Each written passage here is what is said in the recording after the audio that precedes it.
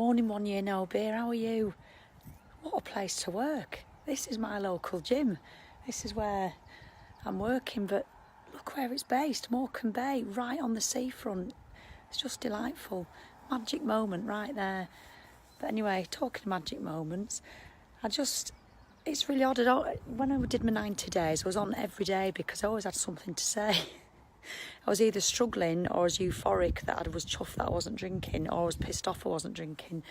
I just don't want to get on your wick because I don't want to, because obviously I'm not drinking at the moment. So, but there's plenty of stuff I could still share with you. One thing, if you don't mind, obviously you don't have to listen, but just little tips. One thing is Stephenson's podcast, or the 1 year no beer podcast, has had such a profound effect on me, really. I must write to him and tell him. But I listened to it in February when it first came out and it was pissing it down. I was out walking the dog, Nordic walking. And I've really making it my mantra this year, impeccable self-care.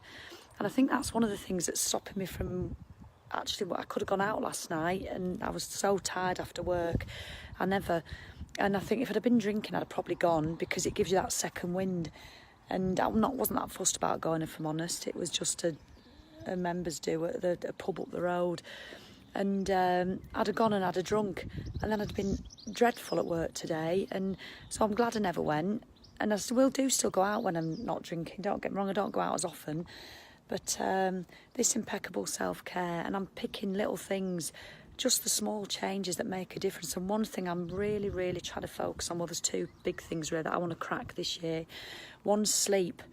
You know, especially when you're doing something like alcohol-free, if you're not feeling good in other areas of your life, you just resort back to drinking. You'll reset, you'll think, oh, sod it, you know, but really try and focus, my advice would be, is onto other things rather than just making it all about the alcohol. So obviously you've got your fitness, there's so many things, but really things. I mean, sleep is a massive thing. I think it's the most underrated thing that we can do. I think it beats anything.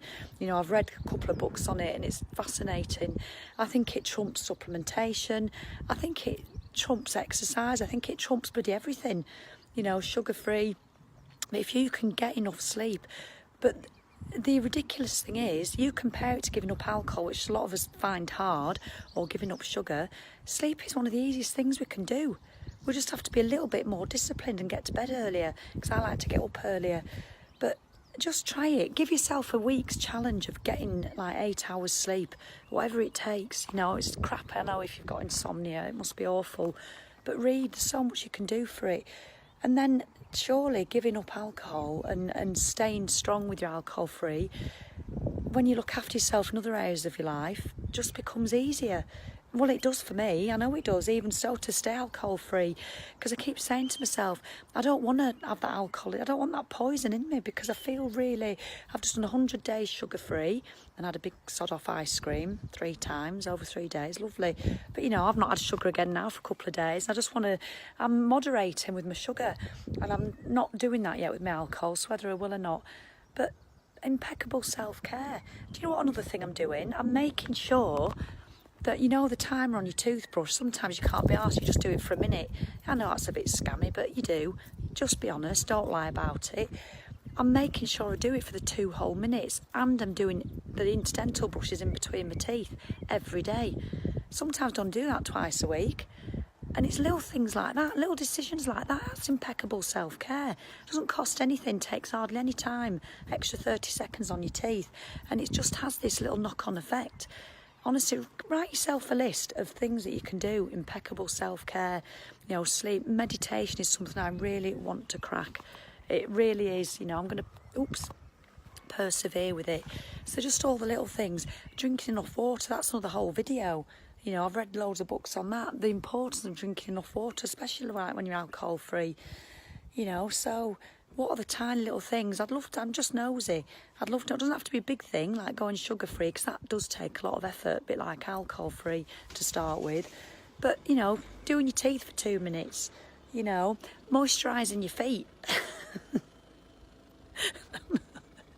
There's there's all sorts. Not calling yourself a fat bitch when you look in front of a mirror, or, you know, just being nice to yourself. That's another whole video. There's loads of little videos I could do, but obviously I know they're not all necessarily about alcohol free, but I do need to keep seeing you, because you do still motivate me to stay alcohol free. You genuinely do.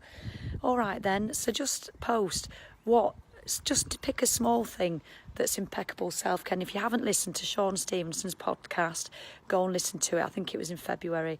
It's nearly as good as mine. Because I did one, you know, talked shit for 45 minutes. All right then, so power hour now. Have a good day. Bye.